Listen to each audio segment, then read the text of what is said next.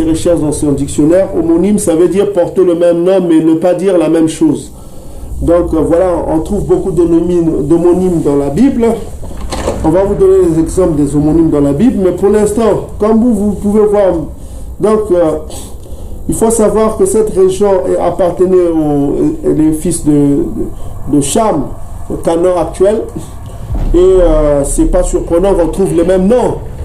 Donc on voit que ça veut dire il y a le même nom, mais ça ne veut pas dire la même chose. C'est des homonymes.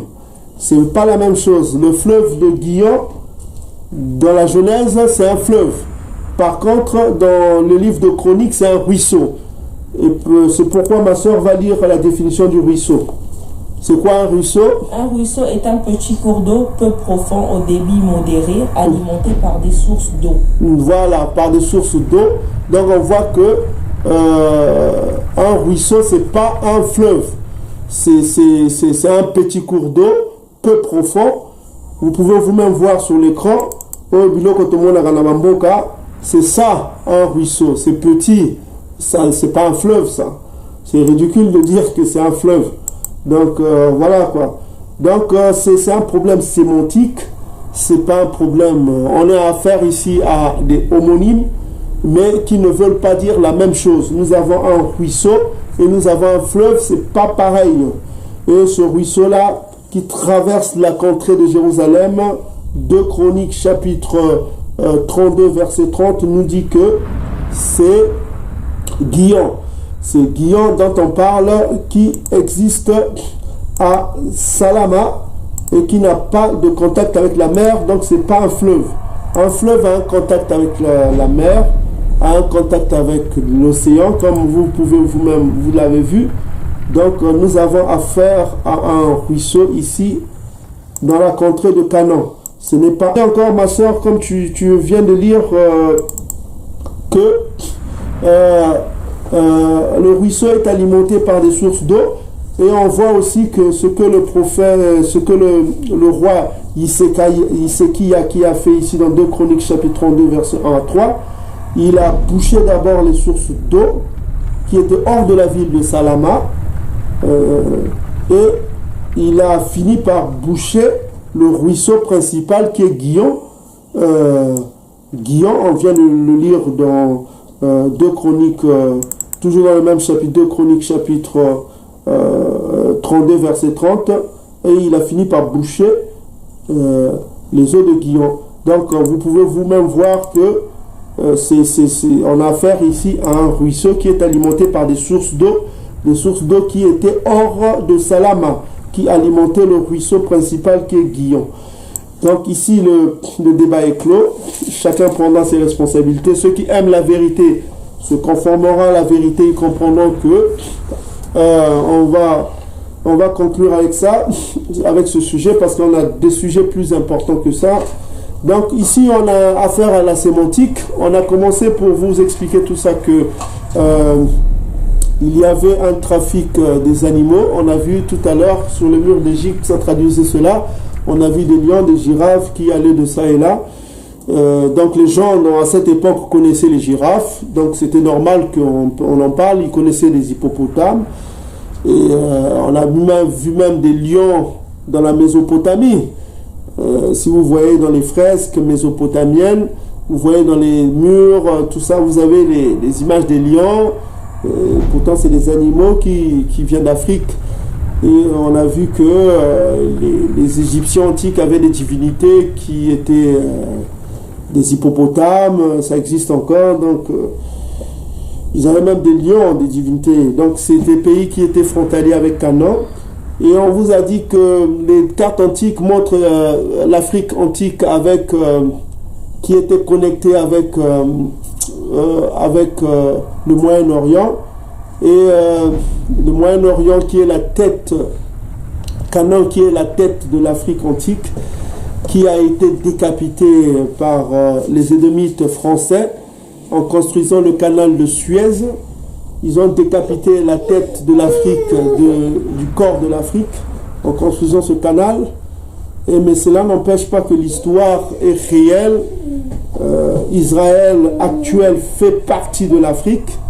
aux yeux de Tata Yambé, parce que c'était la terre de Canaan, et qui est devenue la terre de Shem, c'est-à-dire les Bantous.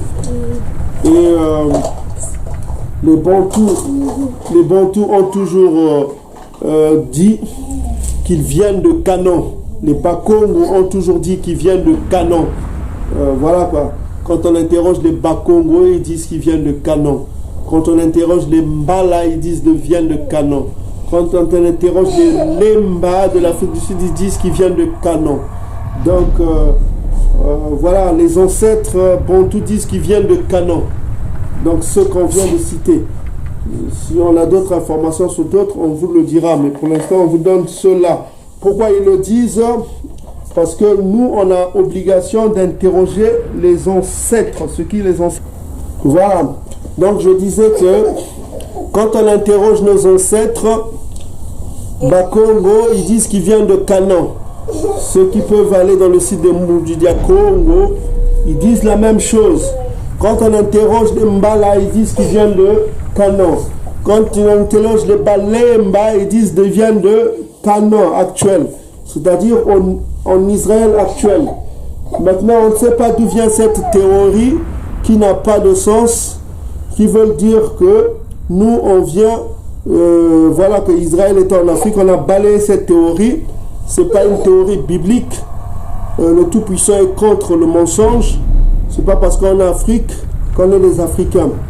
La terre africaine appartenait au peuple autochtone. Avant que les Bantous débarquent là-bas et qu'ils prennent possession de ces terres. Le peuple autochtone, c'est ce qu'on appelle les pygmées que vous voyez sur l'écran. Vous avez aussi les peuples, les Bantous de l'Afrique du Sud ont pris entre les mains des peuples cohissants, qu'on appelle les Bushman. Ils ont pris cette terre, c'est des peuples antiques, les anciens japhétistes, d'où sont venus les Chinois, les Japonais, tout ça comme ça. Voilà quoi. Donc, voilà, cette terre nous a été donnée par le Tout-Puissant Yambé afin qu'on se refuge.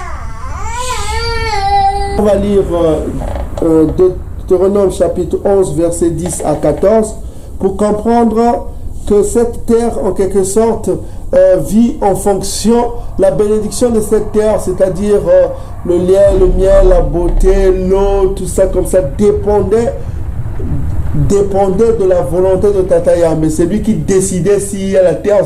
Donc il y avait une condition.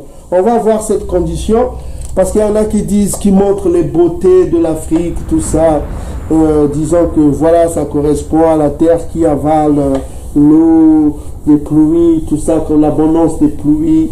On va voir, il faut comprendre les Écritures, c'est important, parce que sinon vous serez manipulé par des doctrines, des vaines doctrines qui vous amènera à vous éloigner de la parole de Tata Yambé, à accuser la Bible, à dénigrer la Bible, à dire que voilà, pourtant Yili Maya a dit dans 8.8 que voilà, c'est en vain, c'est-à-dire que en vain qui se sont mis la plume la plus mensongère. En vain, ça veut dire que c'était inutile, parce que la vérité est toujours là, la vérité domine toujours. Donc ma soeur, tu vas lire Deutéronome 11, 10 à 14. Deutéronome 11, 10. Car le pays dont tu vas entrer en possession n'est pas comme le pays d'Afrique. Voilà, le pays que tu vas entrer en possession n'est pas comme le pays d'Afrique. Voilà, d'où tu es sorti. Donc c'est un pays différent. Donc il ne faut pas confondre l'Afrique et le pays promis, la terre promise. Parce que si vous dites que l'Afrique, c'est... Ici, Tata Yambé vous met en garde. Il dit quoi? Que c'est différent, n'est-ce pas? C'est différent de l'Afrique. Si vous dites que c'est la même chose, vous contredisez votre... Mais c'est grave ce que vous allez faire. Vous voulez perdre votre royaume pour des bêtises, pour des philosophies sans lendemain, des compréhensions des prophètes qui se proclament anges venus du ciel. Mais si vous n'examinez pas vous-même les Écritures, vous ne lisez pas selon le Saint-Esprit, vous allez vous faire berner, au risque de perdre le royaume pour rien, parce que vous serez dans le mensonge. Ça ne sert à rien. Ah, on vous dit bien, la soeur vient de lire. Tu peux répéter, ma soeur? Car le pays dont tu vas entrer en possession n'est pas comme le pays d'Afrique. N'est pas comme le pays d'Afrique. C'est un pays différent. C'est deux choses différentes, c'est ce qu'on vous dit ici. Mais comment vous n'arrivez pas à comprendre? Parce que le mot Égypte, c'est la terre de Cham. Allez lire dans Psaume chapitre 105, verset 23. Ici, on dit que le pays que tu vas entrer en possession est différent d'Afrique. N'est pas comme le pays d'Afrique. C'est pas la même chose. Mais vous, vous dites que c'est la même chose. Mais, dis donc, réveillez-vous quand même. On vient de balayer d'un revers de main tous vos arguments là. Tous vos arguments. Vous prenez un ruisseau pour un fleuve. Mais c'est pas possible. Mais réveillez-vous. Réveillez, un ruisseau, c'est pas un fleuve. Vous n'avez même pas examiné le départ d'Abana. Et vous dites qu'il est descendu vers le sud encore. Mais le sud de quoi? De Canaan. La Bible du peuple revient le lire, vous la confirmez. Et vous parlez de la faune. On vient de vous montrer des preuves historiques qui existent encore. Que la faune est éparpillée partout à cause du commerce qui se faisait en ce temps-là. Il y avait le commerce. Le commerce. Et ici, aujourd'hui, encore le commerce. La mangue ne se trouve pas en Europe, mais on trouve la mangue en Europe à cause du commerce. La pomme. Bon, enfin, je ne donne pas l'exemple de la pomme. Il y a des fruits qu'on ne trouve pas en Afrique, mais on trouve maintenant en Afrique à cause de quoi? Du commerce. En ce temps-là, il y avait le commerce. Commerce des animaux. Donc les gens étaient en contact, ils savaient quel est cet animal, quel est cet animal. On vous a bien dit avec la faune.